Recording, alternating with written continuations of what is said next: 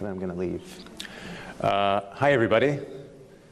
Hiya. I just wanted to welcome everyone here. We have a few people from many events, so I just want to welcome the MisinfoCon attendees, welcome to the Misinformation Symposium attendees and the Wiki attendees, and we're glad to have you here. Just a few words about Hacks Hackers, the organizer for this event. Hacks Hackers is a global organization. What we do is we support credibility, research into credibility on the internet, and we're glad to have this event with the Wikimedia DC group. We're going to focus on everything Wikipedia, so this is it's going to be a teaching panel for me, presentations for me, I hope for you as well. So with that, I'm going to take much of your time. I'm going to leave it to our moderator today, Rasberry, who's going to introduce everybody on the panel and the presentations. I wish you a good time. At 5 p.m. or perhaps like 5:10, we will have a reception, and we hope to have you with us as well later then. Thank you.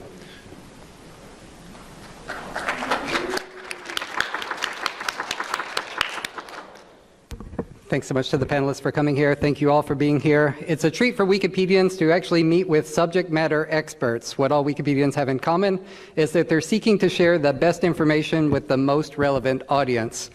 Today on our panel, we have Wikipedians from around the United States. The format of this is that each person's going to talk for about 10 minutes. I'll introduce each one in turn. After the talk, they're going to chat amongst themselves for just a bit about what they've all said. And the theme of today's talk is Wikipedia and credibility. In what ways does Wikipedia manage quality control? To what extent does that matter? And what could change in Wikipedia? Our first speaker, and at the end of the talk, the floor is going to be open for any of you to ask any question you've ever had about any aspect of Wikipedia. First panelist is Sulaine Brodsky. She's coming from beautiful British Columbia with the Cascadian Wikipedians. She's currently writing a book, doing a lot of interviews of Wikipedia community members about quality controls and processes in the English Wikipedia. She's been editing English Wikipedia for 13 years, particularly on articles related to climate change. Sulaine, please. Thanks, Lane. I think I just got introduced as being someone from all over the United States. I'm from Canada. Okay. So, how do we do quality at Wikipedia? Oh, would it help if I turned it on? Okay. So, Wikipedia, of course, has an article on the coronavirus outbreak. It's a very popular article. It's getting several thousand page views each day. And this is a snapshot of what the article looked like for a short time yesterday. It was saying, it had been saying that there had been about 2,000 deaths from the coronavirus. And as you probably know, Wikipedia can be edited anonymously by anyone. Just about anyone. And sometimes they put in something that's not helpful, like an extra 3 digits in a number.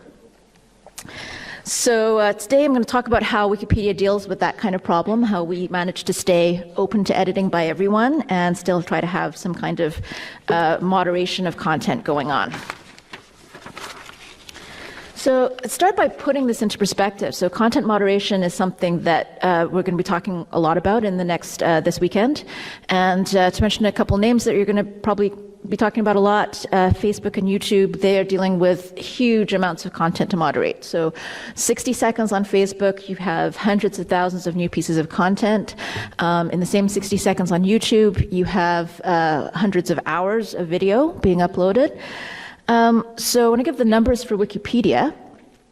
So in all languages of Wikipedia, you have 380. Okay, you're down by a factor of 1,000. Okay, and on the English Wikipedia, we're dealing with about half of that. So automatically, you're dealing with just a lot less content to moderate, and this is actually a pretty manageable number. But we do have a pretty high turf rate, so we eventually assess that about 7 to 10% of those edits are inappropriate. So I'll just give an overview of how we find that 7 to 10%. So the basic process is, so if we didn't deal with it, then Wikipedia is going to, look like this building here in no time. We do have those 115 edits that are coming in, and we don't have many people to deal with it. So with a few exceptions, nearly all edits to Wikipedia go live right away. When you change a Wikipedia article, it changes on your screen, it changes on everyone's screen everywhere in the world. We have some very simple algorithms that will filter out like 1% of edits that are very egregiously, obviously, stupidly bad. Hi, I'm your mom kind of thing. Every change if things get through that, that obvious check, we try to have the first person to see an edit be what's called a recent changes patroller. So Wikipedia has a special page called the recent changes page, and every change that gets made anywhere on the English Wikipedia, on all 6 million articles, will appear in this log in chronological order. And you can refresh it and you can see the latest things that have been added in the last 5 seconds. And people will keep checking this page, often using special kind of semi-automated tools for fun. And bots are checking this page too. And they're looking for vandalism. They're looking for, things that are obviously wrong, things that changes that shouldn't have been made. And they can very quickly revert those changes. So first, in theory and in practice, usually if somebody vandalizes Wikipedia, the only person who ever sees that vandalism is a recent changes patroller. The next step, the people who in an ideal world would see a change to Wikipedia second, would be what's someone called an article watcher. So this is simply a volunteer who has chosen to be notified when somebody makes a change to an article. So if I'm if I'm interested in, say, carbon sequestration, I can add the article called carbon sequestration to my watch list, and when someone edits that, I'll get a ping.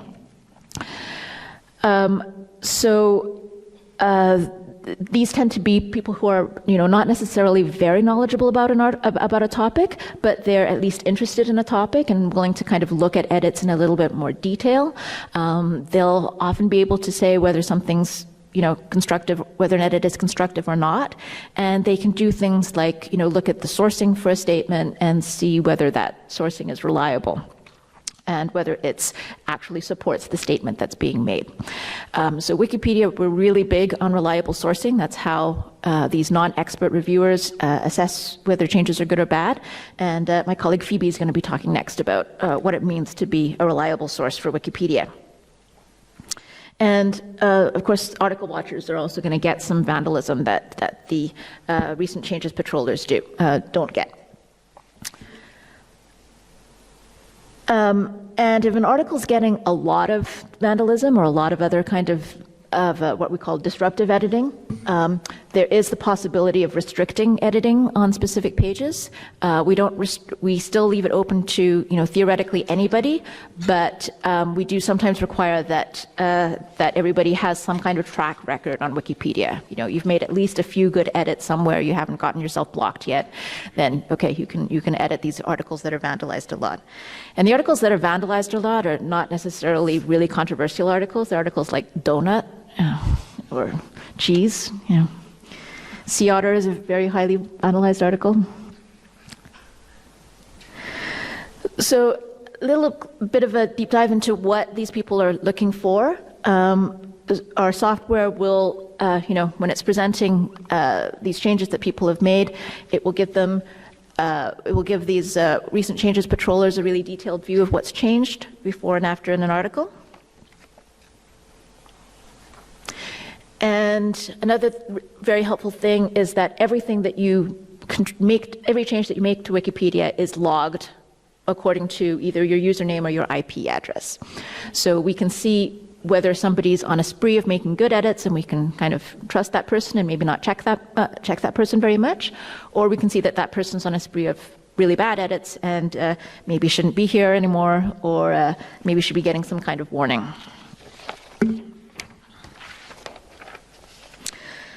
So you'll see that One thing we don't require here is real names, and it's actually quite rare on the English Wikipedia anyway for people to edit under their real names.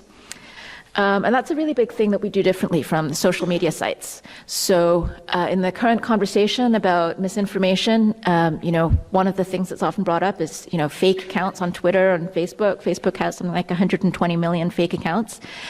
And that's considered a quality problem. In Wikipedia, we allow people to be anonymous. So we just basically assume everybody is a fake account, everyone's fake, and we just look at what they write. And that's how we do quality.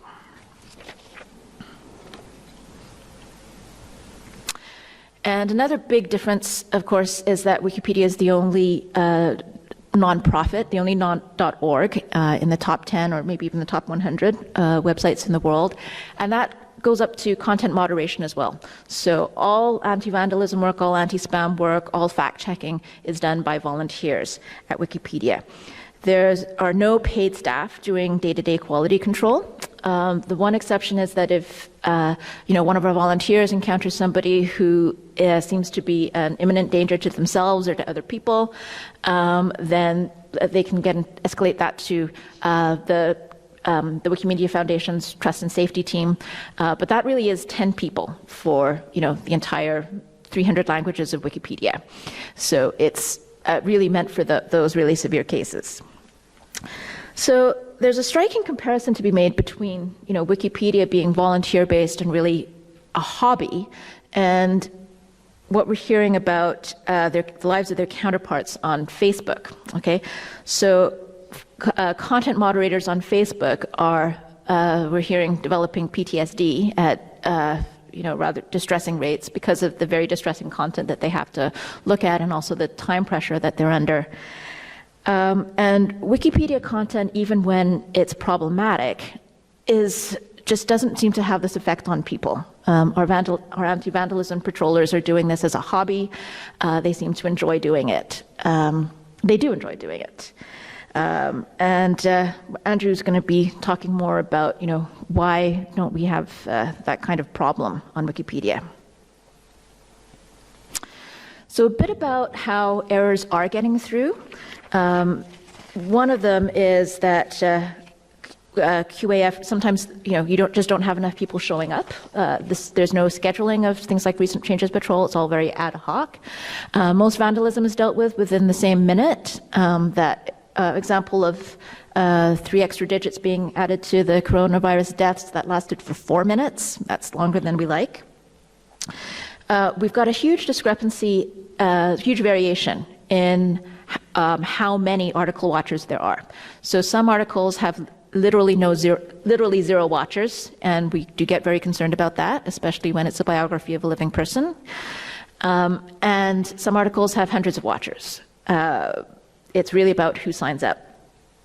And conflict of interest. When we don't require real names, it's really hard to enforce conflict of interest. We do ask that people declare conflicts of interest. We require that they declare if they've been paid to edit Wikipedia, but it's really difficult technically to make people do that. So these are some problems that we grapple with every day. So I've really been focusing on kind of defending Wikipedia, on kind of, reasons that people or ways that we keep Wikipedia from getting worse. And we've been keeping junk out of Wikipedia for almost 20 years. We're very practiced at this. But of course, there's a lot more to QA than that. And sometimes being excessively harsh on the negative QA can really turn off good contributors and just create an unhappy atmosphere there. And remember that the vast majority of edits are good.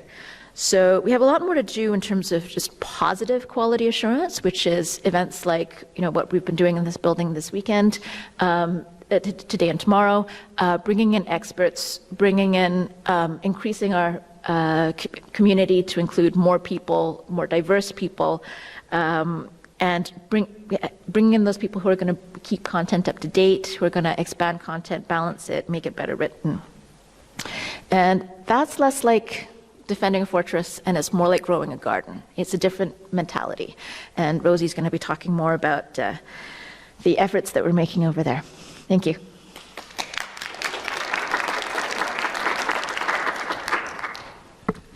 Thank you so much. Sue-Lane was talking about challenges in Wikipedia with vandalism. Our next speaker is going to be talking about the circumstance in which people do good things on Wikipedia and manage them with reliable sources. Phoebe Iyer is a computer science librarian at MIT. She's the author of How Wikipedia Works. She's a former Board of Trustees member of the Wikimedia Foundation, which is the nonprofit organization which is steward of the Wikimedia projects. And these days, she's doing a lot to bring librarians into Wikipedia through something called the Wikimedia Librarians User Group. Phoebe, please. Thanks, Lane. Hey, everyone. Good afternoon. So I am going to talk about my favorite part of Wikipedia, the sources. Let's cite some sources. I like sources because I'm a librarian. I also like sources because they're one of the most interesting parts of Wikipedia, because it's really where the rubber hits the road in terms of developing something that is reliable and accurate and hopefully up to date and all the other things that we want our encyclopedia articles to be. So I'm going to talk about how sources work in Wikipedia and offer a couple provocations, a couple ideas for what we could do in the future. So let's review. What's a source? This is a source. Encyclopedias, books, printed material. This is also a source. Journal articles, research, scientific research, things like the NASEM reports that we've been working with. This is also a source. And it's actually been used as a source quite a bit in recent articles about Donald Trump's view on wind. So the question we need to ask ourselves is, what's a good source for an encyclopedia, specifically? And specifically, what's a good source for Wikipedia? Like most things in Wikipedia, there's a ton of documentation. There's a ton of thinking around this question. There's a policy called Wikipedia Reliable Sources. Sources should be peer-reviewed. They should be secondary. They should not be a conflict of interest with the subject being written about. They shouldn't be an opinion piece, so, you know, tweets are often out. They should be published in a generally reliable source. That's a little recursive. So it's worth thinking about what a source is actually doing in the article. It's propping up all of our claims that this is reliable and accurate information. And sources are standing in lieu of authorial authority, or authorial expertise. So in most scientific publications, I'm a science librarian, I work with scientists, right? I collect scientific publications. And in scientific research, we rely on the work being peer-reviewed and the reputations of the authors, you know, when we look at things like textbooks or journal articles. Wikipedia has none of that. It's written by anonymous people, and it may or may not be peer-reviewed, right? So we rely on sources to document that, yes, someone in the world said this thing and the source itself is reliable. There's a lot of sources in Wikipedia. So the next time you're looking at a Wikipedia article, scroll down to the bottom. Scroll all the way down to the bottom, all the way down to the sources, which are at the end. And particularly for scientific topics, there's often a lot. This article on carbon capture and storage has well over 100, I think maybe over 200 references at the end of the article. But we could use a lot more. So this is an article called Climate Change in Texas, and it has both a hat note. This is what we call these banners at the top of articles, hat notes. It has a hat note saying, this article needs additional citations. You've probably seen this browsing Wikipedia, right? It also has, if you look in the text, many citation needed tags in the text. So someone really wanted to reinforce their point, and they added citation needed tags on every sentence, and then also this notice at the top.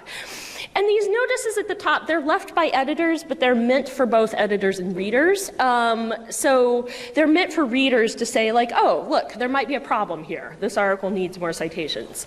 They're meant for editors because they feed into this category system that we have, so we can look at lists of articles that might need citations. So there have been many projects and efforts to address this at edit-a-thons like this one. People gather sources. Librarians have had projects to gather sources, add sources. There's something called one lib, one ref, one librarian, one reference to get more sources into Wikipedia. And it matters because, like I said a second ago, everything we do depends on good sources. The job of being a Wikipedia editor is actually mostly research. So you do a ton of research, and then you write a little bit, but mostly it's research, right? And people forget that that act underlies everything we do. So everything we do depends on good sources existing, too, which means that we depend on this complex publishing ecosystem. And for people discussing misinformation and disinformation this weekend, and discussing problems of misinformation in things like journalism and in publication, that directly affects Wikipedia's model, right? It directly affects Wikipedia's ability to function. If there's not good sources, we don't have a model for creating this encyclopedia. And finding them is hard. So research is hard. I don't have to tell anyone in this room that. Research is hard for experts, it's hard for librarians, and it's hard for Wikipedians. And it's hard for a bunch of reasons. It's hard because there's just a lot of information in the world. There's more being published every year now than there ever has been in the past. That's this truism. It's hard because search is actually kind of a hard problem. Like Google is a pretty good search system, but they have also thrown so much engineering brain power at that problem. And so library systems often lag behind in ease of use, but they hold much of the research information that we need to do. So the actual act of searching and discovery is hard. This is what I do as a librarian, and so it's a learned skill. It's also hard to find sources because sometimes you just can't get them. And you can't get them for a variety of reasons. Maybe it's not published in your language. Maybe it's not published in your country. Maybe it's behind a paywall. Maybe it's restricted. So if you've ever Googled for information and gotten a message on an article that you want to read, please pay $30, please pay $50. That's a paywall. That's a subscription wall put up by the journal. And people working in research institutions might not notice because their library might subscribe to this journal. But that's a huge barrier, particularly for things like scientific topics, right? Where most of the research is published in journals. So things like open access publishing matter a lot for availability of sources for Wikipedia. And then lastly, there's this knotty problem of maybe the sources just don't exist. And that can be true for many topics, particularly undercovered, underreported topics. Wikipedia is a global project, and we are constantly trying to struggle with this issue of systemic bias. Not being bound by historical Western biases in publishing. But it is true that women were often written out of history. It's true that many languages were often written out of history. So you need to have the sources to cite the sources. Now, one question that's been researched recently is, does it actually matter to the readers? Do readers use these sources? The answer is no.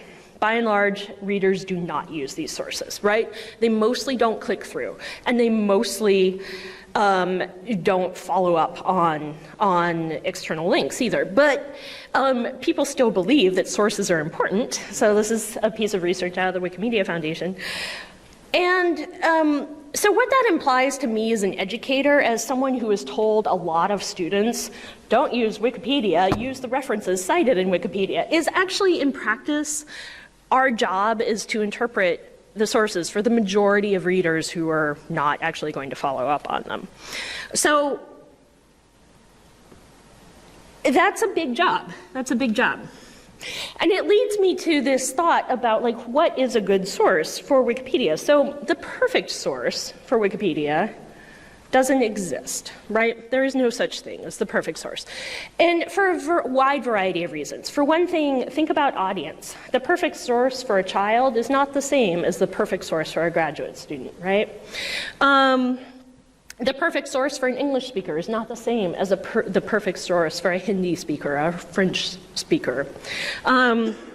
You know, there might be a canonical source, but it's a textbook that costs $200 and I can't afford it.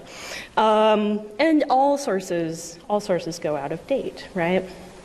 So we're in this constant revisioning, re-editing process as Wikipedia editors to add and update and curate our sources.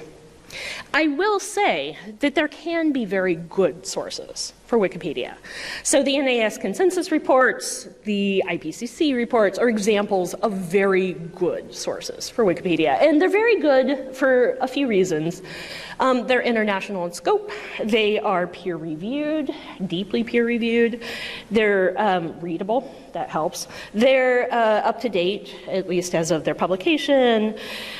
They're secondary. We prefer summaries and literature reviews to original research. And they're international. And perhaps most importantly, they're available. They're available to Wikipedia editors who may not be associated with universities or research institutions. So that said, sources are important. We need more of them. It's a big job. It's a hard job to add sources. It's a constantly shifting job. Some things that we could do as you all go out in the world and think about like projects, hacking projects. I think as Wikimedians, we need better tools for authors and we need better tools for editors. So for editors, our tools are not very fine-grained. We don't have very many flagging tools for individual citations, only for the whole list or only for sections of articles. And we need to think about this granularity, this question of like what source goes with what statement, but also like how is it flagged? What's its provenance? Has it been checked for accuracy? Has it been checked for currency? For readers, I think exposing this information better so that you don't have to scroll down 30 pages in a big article maybe to see the references at the end. And there's many exciting projects sort of in the works around keeping track of sources. So I'm involved with an initiative called WikiCite, which many of you in the room have also been involved with, where we are exploring ways to make citations better linked and more accessible across Wikimedia projects. Sources are exciting, even though they're also very dry. They hold a wealth of information. They hold a wealth of detail about where information came from and where the state of the field is going. So I say, let's celebrate our sources while we interrogate them. Thank you.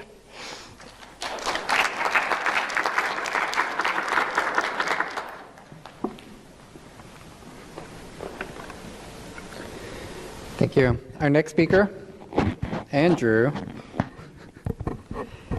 is the author of the Wikipedia Revolution. He is a new media scholar he's taught at American University. He also participates in WikiCite, and he's got an answer to the question, who are the mischievous bad actors on Wikipedia? What are they up to, and what is their motivation? Andrew, please. Thank you. Now, I'm not sure I can answer who these folks are, but I can at least describe the dynamic around them. So let's take a quick look at how Wikipedia handles fake news and misinformation. And you know, Wikipedia is so big that even someone like me who's been around for 17 years in Wikipedia can only kind of describe a corner of what we know. But that's what's so fascinating, is that the system works in general to reject obvious fake content. And we're going to describe some of those dynamics, hopefully. So as Lane said, my name is Andrew Lee. I'm currently the Wikimedia strategist with the Metropolitan Museum of Art.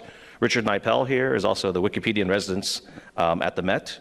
I'm also the author of a book called The Wikipedia Revolution, and a number of us here have contributed to a book called Leveraging Wikipedia by the American Libraries Association.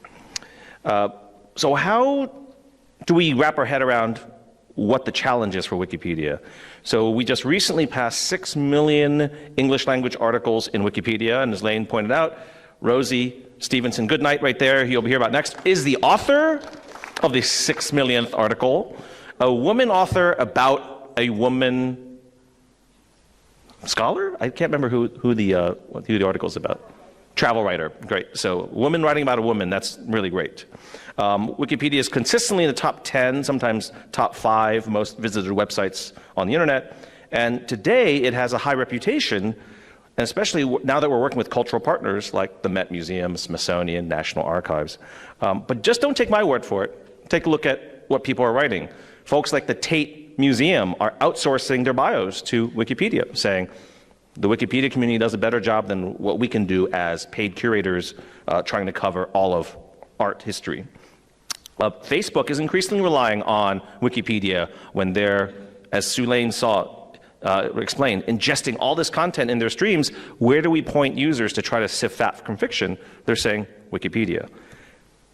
Similarly, YouTube, if you're watching videos from RT or Voice of America or state-funded operations, you'll see a little note that says, click here to visit the Wikipedia article to learn more about that media entity. So we're seeing that increasingly these folks are pointing, not increasingly, all the time, pointing to Wikipedia for their users to get background on information. So it's fascinating to think that what we saw as the reputation of Wikipedia in its early days is very, very different than what we see today. So it's not to say there aren't battlegrounds and problems, right? So some of the topics that you'll often see Wikipedia have lots of conflicts and battles over are things like climate science and climate change. This has been true since the very early days of Wikipedia. Pseudoscientific topics as well, so things that are outside of traditional, not traditional, but modern Western medicine, or especially the areas of homeopathy and treatments in that area. Lots of things going on there. But in general, the Wikipedia's core policies do a very good job of rejecting what are obvious falsehoods and bad information. So if I were to boil down Wikipedia's core policies, and there are many, into just a simple diagram, I often will point to this weird inverted triangle or inverted pyramid. And these are the acronyms we use all the time in our community. And what they stand for are the neutral point of view. So for some of you who took the Wikipedia edit-a-thon today, these will be very familiar to you, but the kind of the non-negotiable part of Wikipedia is to have a neutral point of view, trying to write about things from all sides, write about topics so all sides can agree, fairly and accurately portraying all legitimate sides of an argument or an issue, right? Another one is assuming good faith, right? And I'll explain that in a second. What does this mean? That means that in general, we assume people coming to Wikipedia are there to be productive, and we try to work with that as the assumption.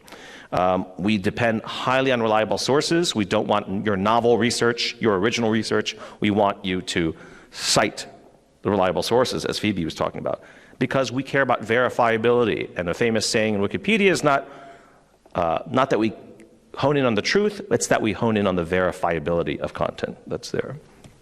So, Emily Templewood is a great example of this idea of assume good faith. She is widely known now in our community as one of the great leaders of pushing us to write more about women scientists.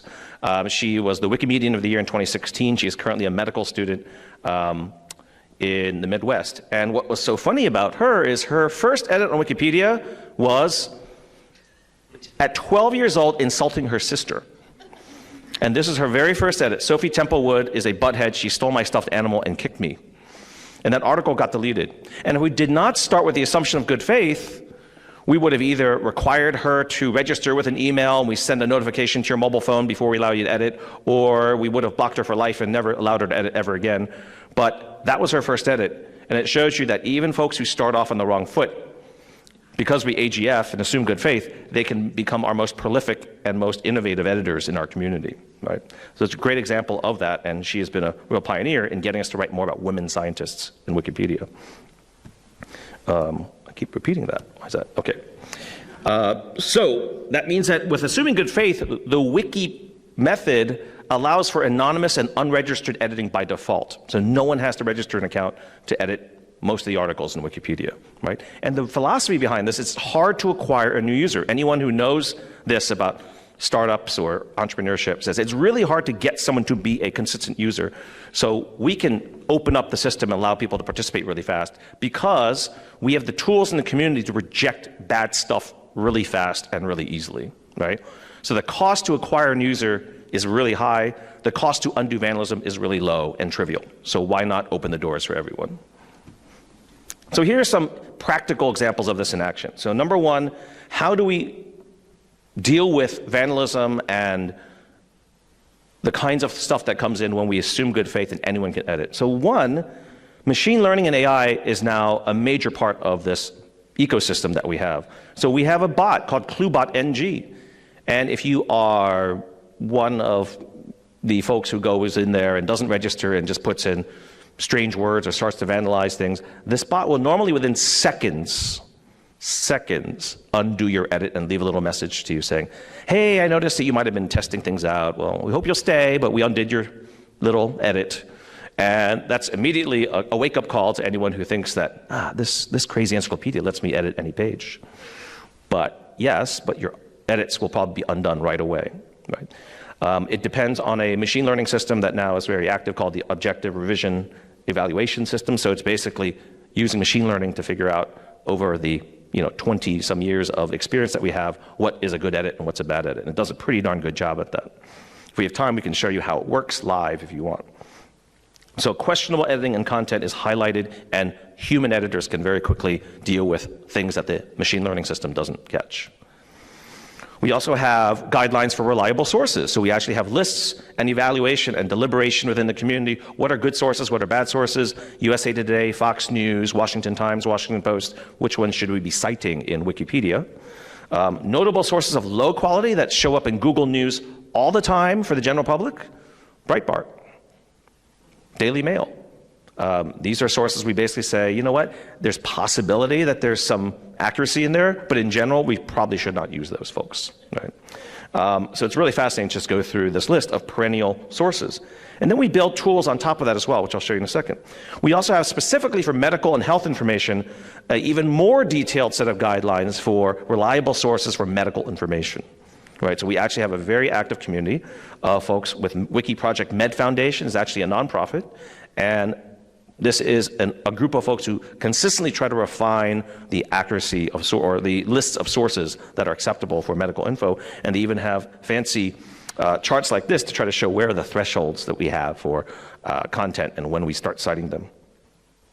And then this is a tool that's actually a result of the MisinfoCon and Credibility Coalition work in the past. This is a tool called Sight Unseen. One of the authors is here, Kevin Bayravi, raise your hand. So what this does is instead of just this wall of text that you see in a Wikipedia article, it will add icons there to show you what kind of sources they are.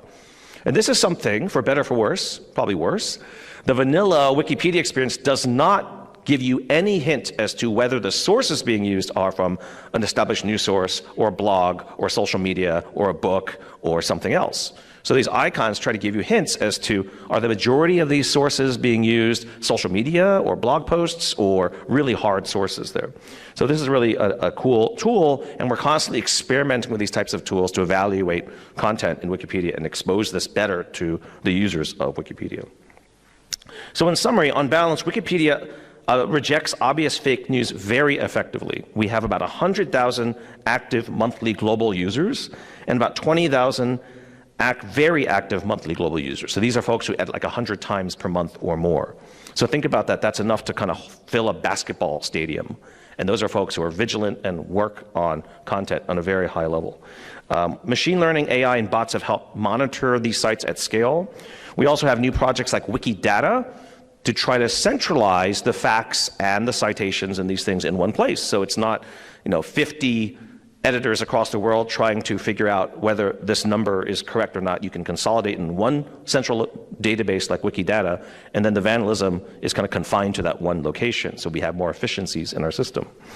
And then we also put blocking, locking, and deletion tools into the hands of many trusted users. I think even in this room, we have about 10 or 15 folks who have the ability to block any user in Wikipedia, to lock down any page in Wikipedia, and to undo vandalism and delete content in pages so that it's invisible to the public in case there's personally identifiable information or there's slander or libel. So this is pretty powerful for a site to say, for certain folks who we don't even know who they are, they have the power to do these functions to eliminate bad information in Wikipedia so it's invisible. So that's just kind of an overview of what we have, and hopefully in the discussion we'll have more time to talk about these issues and more. Thanks a lot.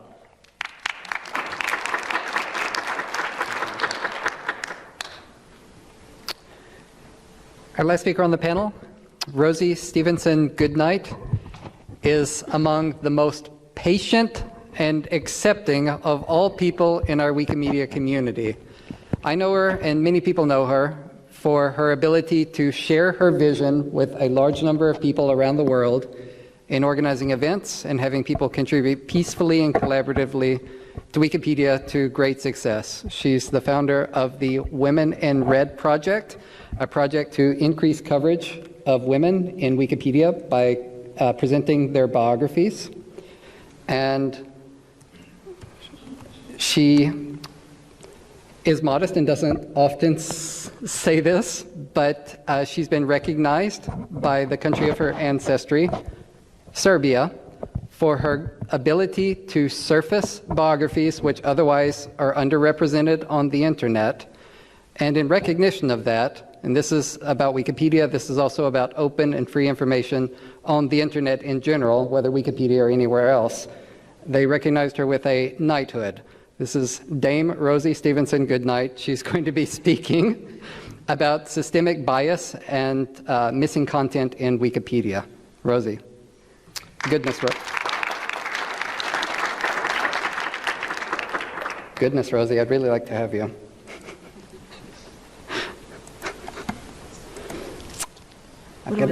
Well, we could log into your account, but I don't have public permission to show your slides. Do you know your password? Are you able to log in? No. All right. I could have you do it on your computer. We can take questions if you want. We can take some questions right now. So it's unusual to have a panel with such experience in the Wiki community. Rosie's going to open her slides so that they're accessible. And excuse me for not having that prepared in advance. Could I ask you guys, so we're going to get some opinions from you guys. You guys are going to ask questions, and we really appreciate the feedback from communities with which we don't often get to experience. It's so nice to be here at the National Academy of Sciences, Engineering, and Medicine. Before we get to your questions, can you guys say what are the most common questions that you as Wikipedia community insiders get asked from other Wikipedians? So we're going to get some questions from the audience, but internally in the communities that you know so well, when you talk with other Wikipedians, what do they ask you about your work?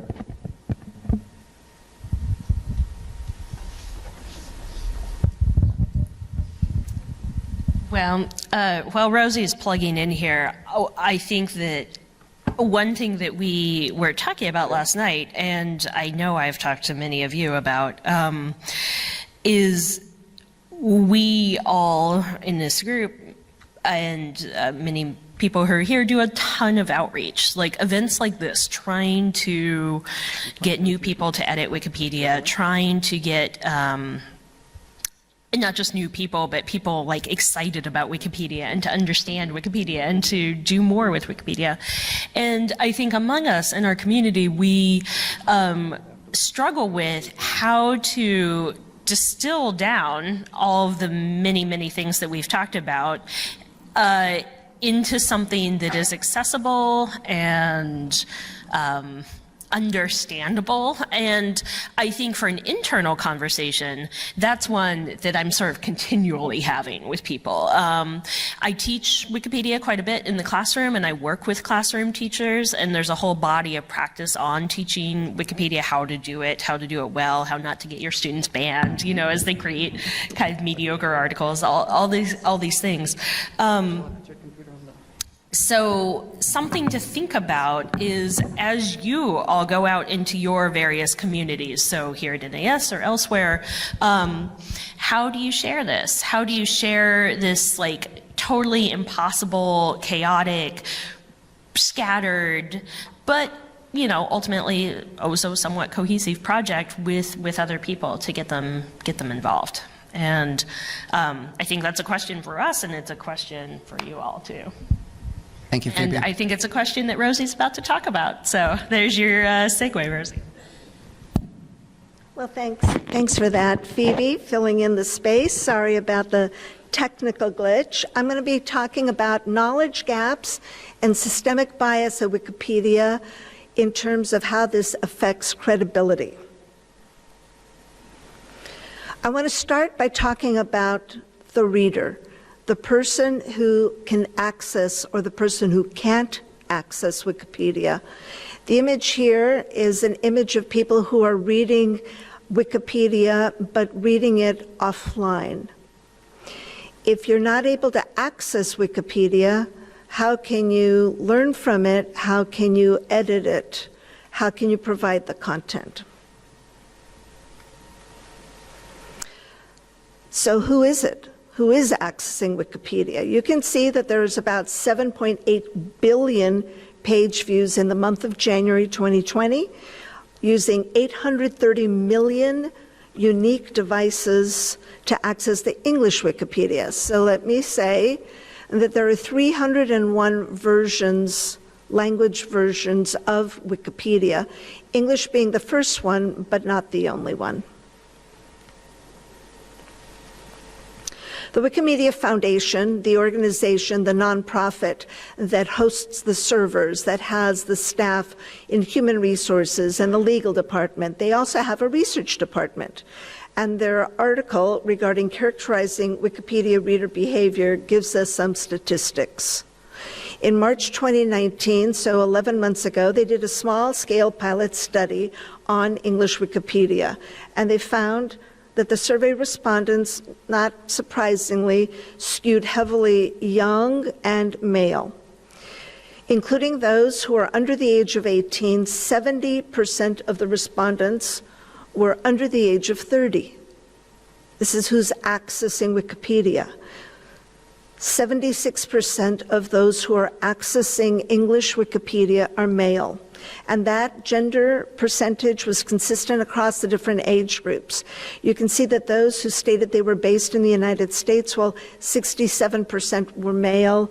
In the UK, it was 75%. In India, you can see 83% male accessing Wikipedia, reading Wikipedia. I want to turn the subject now to who is editing Wikipedia, the editor, the writer, the participant.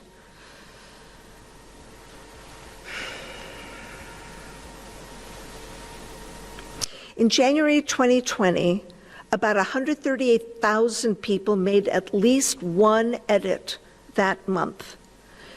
About 3,500 editors make at least 100 edits a month. According to the new statements, very few of those are women. 77% of Wikipedia articles are written by, are you surprised, 1% of the people who are Wikipedia editors. In 2018, the Wikimedia Foundation ran a survey, and they found that the median age of the editors was between 35 and 44 years of age, that 81% of them are from what one might call the global north, and that 85% of the people who are editing Wikipedia today have post-secondary education. Let's turn the focus now to the gender of the editor, and you can see that in 2010, the United Nations University did a study, and it found that 12.6% of the responders were women. I don't have any information about how the survey was conducted, who received the link to the survey, who didn't receive a link, who clicked the link and responded, who clicked the link and responded but didn't respond to the question about gender. Don't know. But the following year, 2011, the Wikimedia Foundation did a study itself, and it found that 8.5% of the responders stated they were women. That year, Wikimedia was going through a movement strategy process to develop a strategy for our organization. And one of the goals it set then was, because of this low number, 8.5% of the editors were women, the new goal was 25% women editors by 2015, a lofty goal. Well, 2015 rolled around and we had a new executive director, and there was no survey. The next survey was conducted in 2018, and you can see the result. 9% of those who responded were women, stated they were women. 1% stated they were non-binary, and 90% stated they were men. How does this affect the credibility of the information that's being put in when the numbers are skewed so heavily? You may say, Rosie, can you tell me more about the actual content? For example, based on different occupations, are there some occupations where there's more information about one gender versus another? And this diagram shows you, yes, we do have that information, in fact. You can see that for the occupation of scientists, that about 14.7% of the articles on Wikipedia that are categorized as scientists, those are about women, and about 85% of those articles are about men, and about 0.02% are those who identify as non-binary. In 1957, Ramon Armando Rodriguez wrote an encyclopedia in Venezuela. And someone sent that encyclopedia to me because they know that I do translations from certain languages into English, including Spanish, and they thought perhaps I'd be interested in translating the articles about women that were in this encyclopedia. And I gladly started doing so. Thank you. I found, though, that I had to keep flipping page after page after page to get to the next woman's biography. And so I thought, well, I'm going to count them. I just want to see kind of what this looks like. And I went through and saw there were a lot of articles about men. They were generals, and they were politicians, and they were men of the cloth. And there were very few about women, and mostly they were pianists and they were poets. And when all was said and done, when each article was counted, 3.6% of the biographies in this 1957 encyclopedia, very narrow-focused country of Venezuela, were about women. So let's switch to a new century and talk about English Wikipedia. In October 2014, there was a dump from something called DBpedia, and its findings published 2 months later, December 2014, by a group of academics. And it was the first time that we actually had a number, we had a percentage of how many articles in English Wikipedia were about women. And I want to say this is women's biographies, so not women's works, not women's issues, which are equally important, but women's biographies. Well, they found 15.53% were about women. The next year, 2015, a gentleman named Roger Bamkin and I founded a community called Women in Red. You know how on Wikipedia there's blue links that lead you to a new article, and then there's those pesky red links which lead you to nothing? Well, that's what we refer to Women in Red. It's all the red links about women where there is no article, and it's our goal, not just in English Wikipedia, we're now in 24 different language versions of Wikipedia, to create articles about women, women's biographies, women's works, women's issues, broadly construed. And as of February 2020, I am proud to say that we've moved the needle to 18.26% on English Wikipedia. But before you think about applause for that number, I want you to take a look at the numbers that are in the greater than 50%, and that's Asturian and Welsh and Mathelia Wikipedias. All of those more than 50% of the biographies are about women. I know that in the Welsh Wikipedia, they achieved that by using a bot. And I don't know if that's true for Asturian and Mathelia, but good for them. In 2019, Donna Strickland was awarded the Nobel Prize in Physics. There was no biography about Donna Strickland in English Wikipedia till the day she received that award. Now, mind you, Donna Strickland didn't work in a vacuum. Donna Strickland worked with other scientists, and those other scientists who were men, they all had Wikipedia articles, but none for Donna Strickland. However, someone had written the biography about Donna Strickland before she was awarded the Nobel Prize, months before. Unfortunately, it was reviewed by someone. It might have been my 15-year-old next-door neighbor, or a 15-year-old in North Macedonia, or who knows whom. But someone reviewed it and said, she doesn't meet the notability requirements because there aren't enough reliable sources to substantiate that. So this isn't a credible article, and I'm not going to move it from draft space into main space. But the good news is she was awarded the Nobel Prize in Physics and got herself a Wikipedia article. In that same year, 2019, Katie Bauman became the face of imaging a black hole. Again, she didn't work in a vacuum. She worked with about 300 other scientists to accomplish it, but she became the face of this. It was recognized that her contribution to that process was so significant that she would be the name and face associated with that particular deed. And so someone created her biography on the day the announcement was made, and that same day, somebody wanted to delete the article. There was a lot of discussion about whether or not to delete the article. The discussion said, if an article on Katie, then an article on the 300 other people. Or let's just delete the article altogether. Fortunately, after quite a lot of conversation, not just on Wikipedia, but the Twitter storm that followed, that article was kept, it was saved. And so the question I want to pose to you without answering myself is, if Katie Bowman had not been a 29-year-old woman, if she had been a 29-year-old man, would the same argument have happened? And if Donna Strickland had been a 59-year-old man instead of a 59-year-old woman, would that article have had the same problem in not being promoted until the person was awarded the Nobel Prize in Physics? The research department at the Wikimedia Foundation is very busy.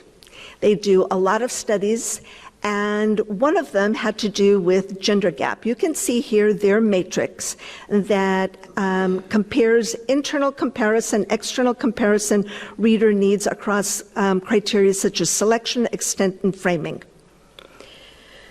You can see in the upper right-hand quadrant that the lead section of biographies of women use terms related to personal life, like divorce, family, spouse, more than biographies of men. That articles about professions on German Wikipedia, for example, are substantially more likely to include pictures of men than women, regardless of the relative proportion of men and women in that professional category. They also did a similar study on a different topic, the Spanish Civil War. In the lower right-hand quadrant, you can see that articles about the Spanish Civil War are not heavily linked to articles about the Catalan independence movement. Should they be? Question of credibility.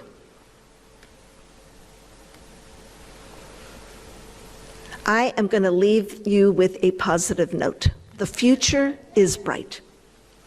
Today is the very last day, after 3 years, that people are able to give input regarding the movement strategy of 2030. Next month, the month of March, we're going to publish what that final document looks like. The draft document is 68 pages long and contains about 98 recommendations that got distilled into something smaller. And it is my hope that the issues that our panel has so nicely described to you, including what I just talked about, will be addressed in this new movement strategy document, and that over the next 10 years, getting us to 2030, that things are going to be better. But it starts with the editors, and I hope that that's you. Thank you very much.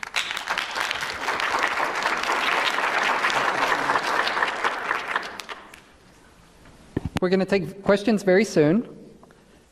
We have about 20 minutes left in our allotted time, and thank you so much for coming to MisinfoCon. As a matter of housekeeping, and please, if you have a question, approach the microphone and I'll call on you. I want to say that all our speaker slides are available for you to access through Wikipedia. You can ask about it tomorrow at the conference. You can get them right now. Please approach the microphone if you've got a question. Anything you'd like to know from our speakers about credibility on Wikipedia, or any question you have about Wikipedia in general.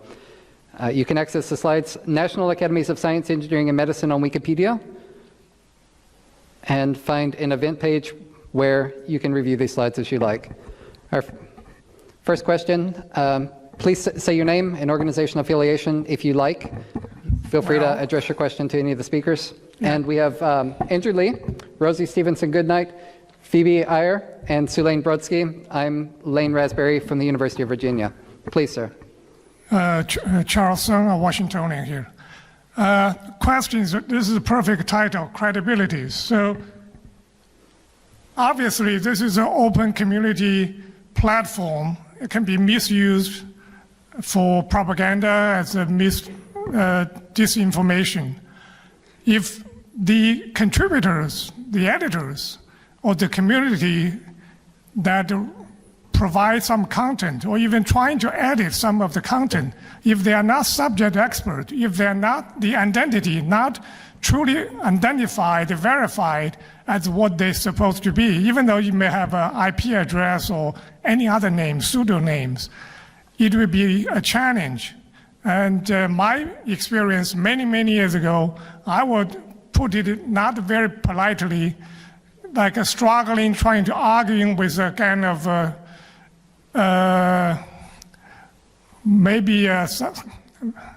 thugs per se. They have no clue whatsoever about what they were talking about, especially they were trying to cite resources, cite something about the article I personally wrote. So just imagine that kind of a frustration. So what kind of a credibility is the community moving forward can provide so that even enforcing some kind of identity verification per se, or you have certain qualifications to even trying to edit some pieces contributed by the SMEs. Thank you. Sulaine, could you speak to that? Yeah, that's a really good question that comes up a lot. There's a saying at Wikipedia that we focus on the content, not the contributor. The idea is that even people who don't have credentials on a particular topic can edit that topic. And we look at, is their source cited? Is that source cited good? And does the content that they've added reflect what's in the source? And if all of those things are true, then it really doesn't matter, in our philosophy, who wrote that. I think statistically you are much more likely to get good content from qualified people. But it's, good content does come from unqualified people too. And also for a lot of our articles, it's just not practical to try to say who is an expert in something. So for instance, we've got an article on Jennifer Lopez. Who gets to write that? Who's an expert on Jennifer Lopez, right? So this kind of focusing on the content rather than the contributor, it's an unusual approach, but it has, kind of stood the test of what Wikipedia's needs are. We'll take another question. You, sir, please. Hello, my name's Gabriel Altai. I work in DC, technology company, and we use Wikipedia for a lot of natural language processing. But I'm also just interested in the shared knowledge as well. So I think this question is maybe for Rosie and Phoebe. because it's the intersection of citations and underrepresented people. So it seems like there's this chicken and egg problem, right? Where you want to find citations for people that aren't represented, but of course they're not represented so it's hard to find citations. So it seems there's either maybe lower the barrier for citations, or you just encourage and partner with, I don't know, news journalists or librarians or other encyclopedians, say, write about this. So I like that question a lot. And let me take a stab at it before Phoebe does too. The policies for notability and reliable sources, those policies were written in approximately 2003. And the people who were writing policies and editing Wikipedia back then is similar to the people who are writing articles today, mostly white, cis men from North America and Europe. They wrote the policies. And in the years since then, there have been several attempts to change the policy regarding sources and regarding notability. And while the conversations have been welcome, and there's pages and pages of those conversations, we need consensus in order to change a policy. If 90% of the people who are on Wikipedia are men, and they're white, and they're cis, and they're from North America, and they're from Europe, they're going to be less inclined to go with minority views about making changes. And so what does that mean? The Dalit population in India has historically been poor, and even today, many people there of that community aren't able to afford to purchase a .org, and so they put their information about their customs, their culture, their people, the things that are important to them, in things like WordPress documents. And while that's well and good, because the information is now on the internet, the policy that we have on Wikipedia is that WordPress is not a reliable source. So we can't use that in creating an article or improving an article about Dalit culture or Dalit people. And so it's like chicken before the egg. What do we need to change? Do we need to change the policy so that it's not just Western peer-reviewed journals? How can we include information from marginalized populations that can't afford or are not able or are not covered by the media or aren't covered in history books? How do we get the information into those kinds of publications if those are the only publications that are accepted? Or how do we change what kinds of sources are accepted so that we can use that content then in order to create articles or improve articles about marginalized populations? Phoebe. I think that's right. I also think it's a super tricky question, right? And the previous question is hard too. I mean, it's hard not because our systems don't work, but because it's a struggle, right? Like it's a complicated discussion every time we are looking at biographies that don't have particularly good sources, or every time that we are looking at you know, an article where there's an argument over what is correct. It's not a non-issue, right? Even if like we make it work a lot of the time with our current processes. I think Wikipedia has to change. I also don't think we can go it alone, and we shouldn't go it alone. The reason we lean so heavily on sources is because we do not want to be in the business of peer review, and we don't want to be in the business of replacing, you know, publishing structures. The ways that those publishing structures in turn break down when they don't represent people who haven't otherwise been written about for whatever reason, or parts of the world that hasn't otherwise been written about, or cultures, customs, languages.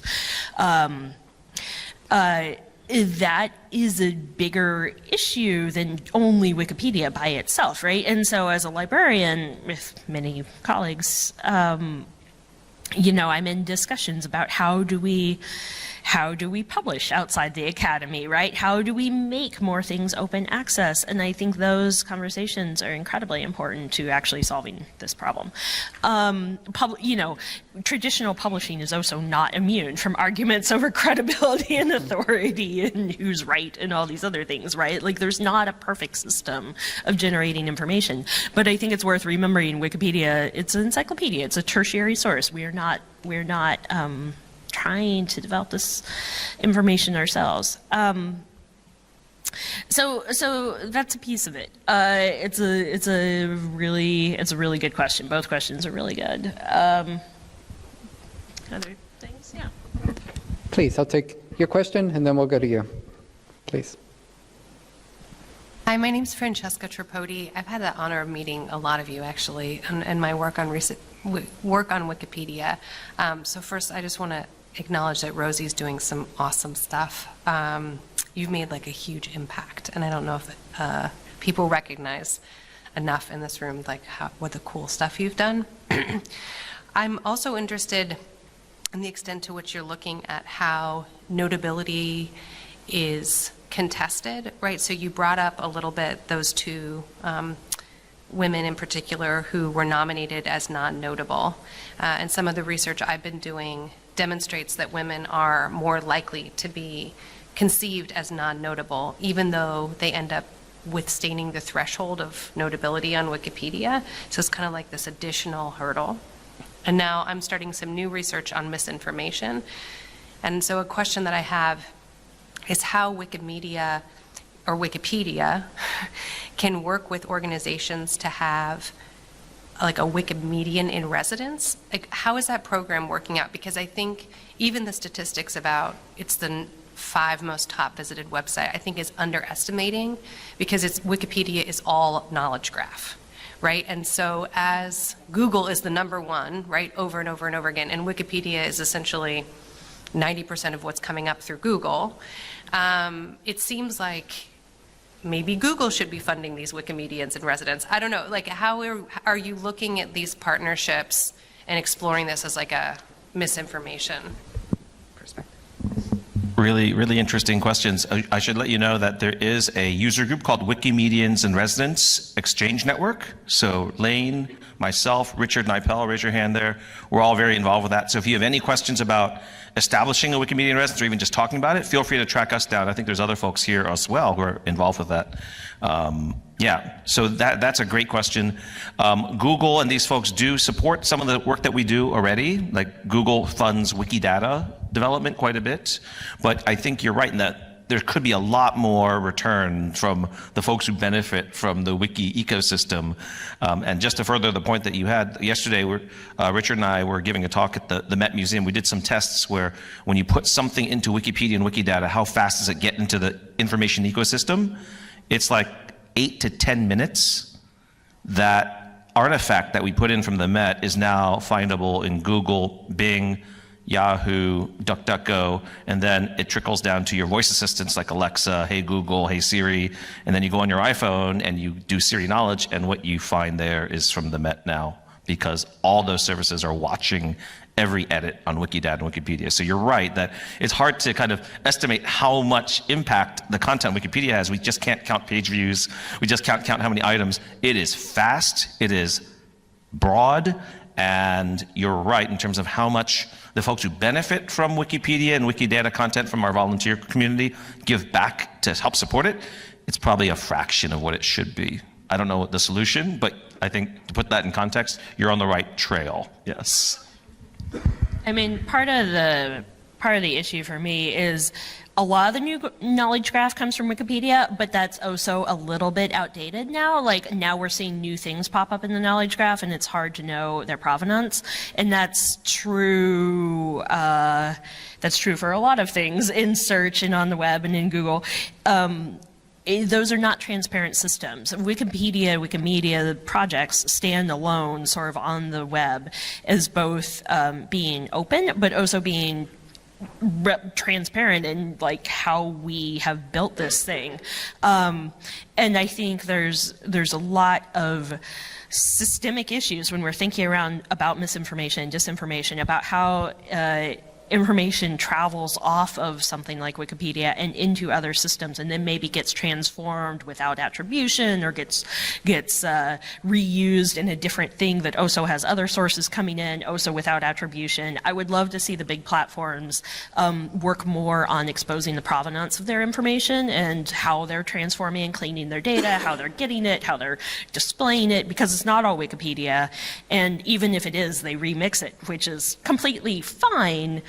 But we want to be part of an open internet where people know where their information comes from.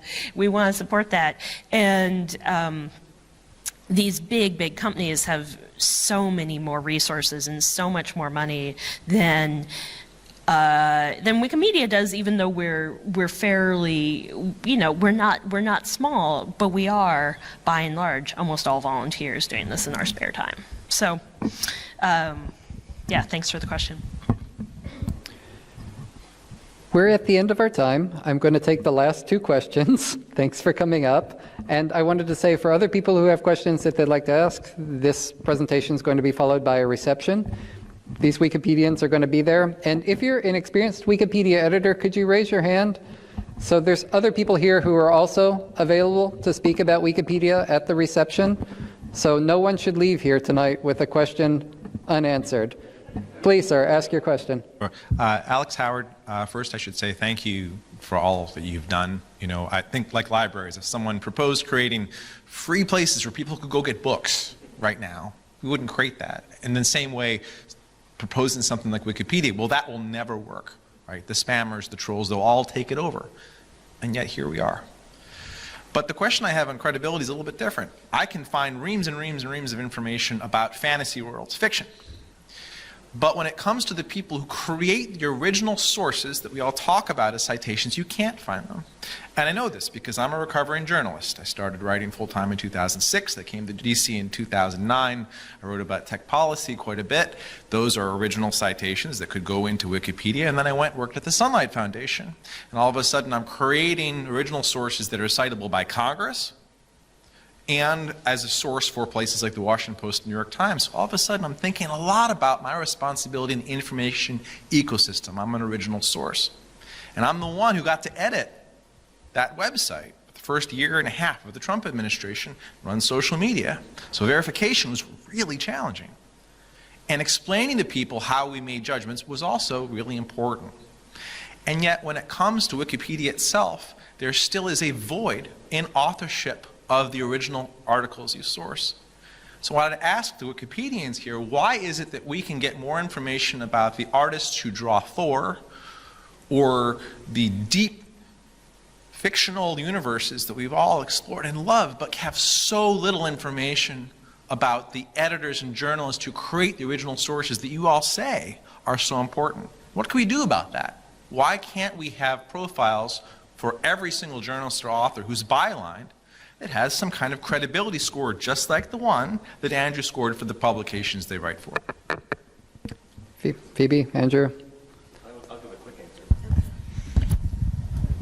I'll give the quick answer of amen, and so I was a journalism professor for many years, and that used to be one of my favorite things to do on Wikipedia, is watching CNN, these places, and like, who the heck is that commentator on air? I've never heard of them before.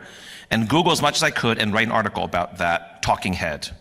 So I'm completely with you, and I wish that more people got behind that, because I think you're right. Like, knowing more about the backgrounds of who's writing that article gives you a lot of insight into what angle that the content that's coming from that person is all about. And I think that, to me, that was one of the primary reasons why Wikipedia should exist.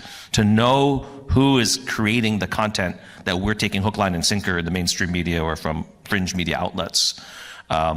I don't know of an active project in Wikipedia right now that is to cover all journalists and cover all folks. Wikidata, I think, is a good start, so at least we have some basic metadata about journalists and where their affiliations are, which organizations they worked with in certain timeframes. That might help, but I'm 100% with you. I'd love to see more work in that area. Yeah. Yeah, it basically comes back to people write on Wikipedia as as a hobby, and people will write about what they care about and what makes them feel good to write about, and so they'll write about pop culture because there's a lot of people who are interested in pop culture, and we've got some other strangely overrepresented topics as well, like fungi. We got a few people who are really interested in fungi. We've got the people who are crazy about hurricanes, like that's that's really big. Military history, oh yeah. So there is a big gap between what readers want and what Wikipedia provides, and that's all about just who shows up. A cultural point, though, I've seen people reject journalists as being notable, right? I'm not notable, even though I've written a lot of things. Cited. I don't necessarily want a page, because then I'll be vandalized and I'll have to think about it. I do that for my dad's page, right? But there's a cultural issue at Wikipedia where fictional characters are recorded pages, but the people who generate the citable information aren't. And I'd like to see somebody fix that.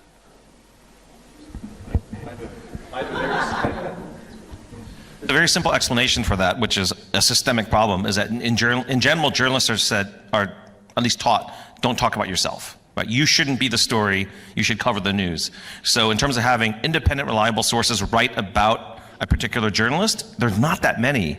So in fact, it's only the glitzy, on-air, attention-hogging TV journalists who get articles written about them. And the folks in the trenches at New Republic or Atlantic or whatever, they don't get articles written about them, so we can't cite any sources to say that's a notable journalist. That is a problem, I think, in general. We might have to come up with a slightly different standard to say, for journalists who are systemically not covered, because covering journalists is kind of not quite a no-no, but it's not really encouraged. We have a problem there in terms of source material. I just want to add to that I work with two groups of women journalists. One is US-based, one is international-based, who are trying to address that problem themselves. And what they're saying to me is this: there is a lot more information about men journalists on Wikipedia than there is about women journalists, because, again, Wikipedia reflects society. And if society doesn't talk about women journalists, if there's nothing written about them in the media, if there's nothing about them in the history books or a textbook, then no one's going to be able to write the biography about that woman journalist, and they're going to write the biography about the man journalist. So, it's the same problem we addressed earlier. I don't want to beat a dead horse, but it's interesting and something that we need to tackle, and maybe in the next 10 years, as part of this new movement strategy, it's going to be wrapped up in this whole thing about editors and biographies, I guess. Thank you. And our last question, please. Your name, George? George Linzer. I've participated with the Credibility Coalition, and am a publisher that, like Wikipedia, attempts to collect the best available knowledge and provide it to the public on specific topics. And one of the things I've wrestled with is when we make a mistake, how do we correct that? And so I want to connect two dots, one that Andrew said and one from Sunli's Link's presentation, and that is the speed with which information on Wikipedia gets out into the infosphere, and the 3 extra digits added to the coronavirus. 4 minutes may not seem like a lot of time, but given the volume of traffic you get on Wikipedia, I'm wondering how many people did that reach? And what does Wikipedia do to get the information, to correct that information to those people who may have seen it?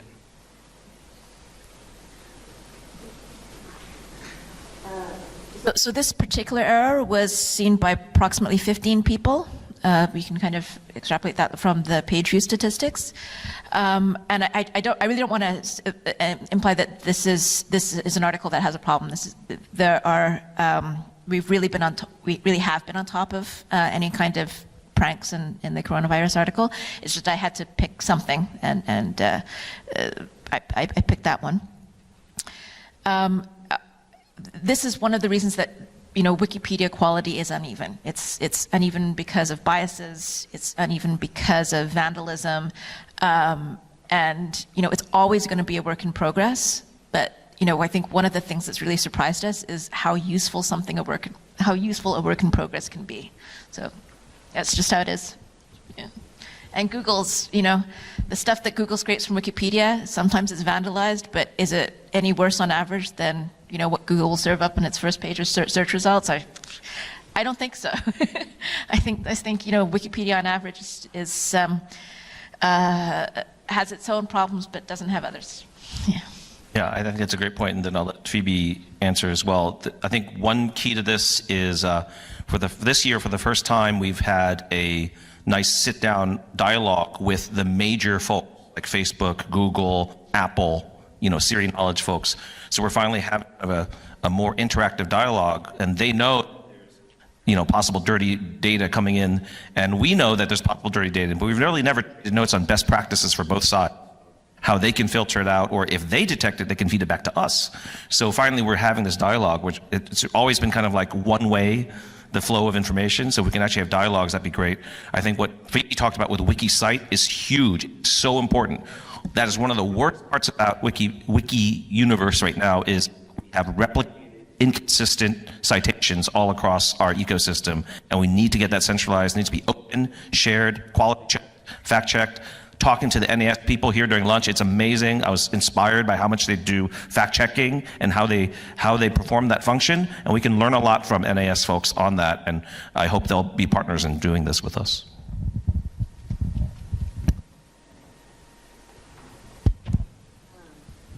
I started editing in 2003. And in 2003, whatever that is, 17 years now, 16 and a half years ago, I was one of the first librarians to work on Wikipedia, or at least to talk about Wikipedia, and talk about working on Wikipedia. And at the time, I think almost all of the people that I spoke to, that I worked with in libraries, were skeptical.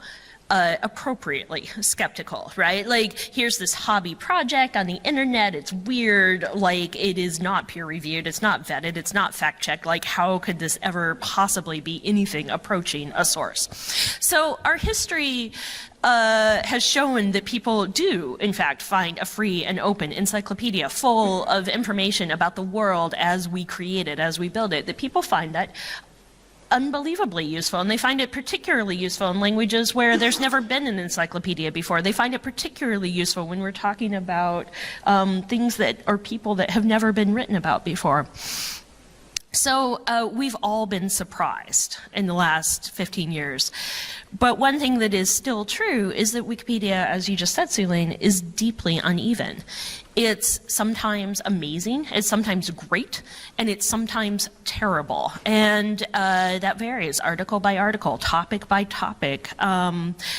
Most articles, I would say, this is completely anecdotal and not backed up by any research whatsoever, but out of the 6 million on the English Wikipedia, I would give most of them a grade of passing, kind of okay, could use some work, right? And that's where we find ourselves today. Like, when an article could use some work, it's got topics missing. It could have more citations. It's a little out of date. How do we spruce those up, but also how do we ensure that all the information that's being passed out to the other systems on the internet and these linked data systems is good, is verifiable? How do those systems update when we improve our content? These are the questions that we're thinking about now for our next 2 decades of Wikipedia. We're at the end of our panel discussion. I have Ahmed coming to tell us about the rest of MisinfoCon, but please, won't you thank our panelists for speaking with us today?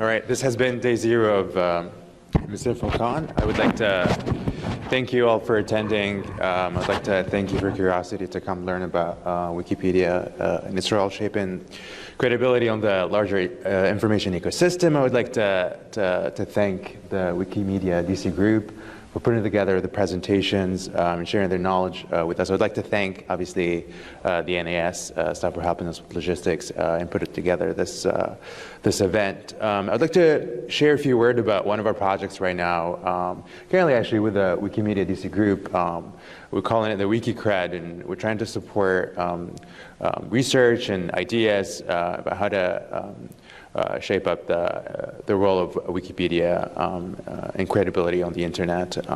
We're offering right now micro grants for people who have ideas. We're open to partnerships, so if you have any suggestions, you want to connect me to people that you know or your organization, I'm very happy to speak to you. Right now, we're upping up, so we have a reception right now. They're all welcome to join. It's just right outside. Tomorrow for the big day, I'm really excited. I hope you're excited too. It's going to be rich programming. We have 12 presentations and 6 workshops on 4 different themes of misinformation in public health and science.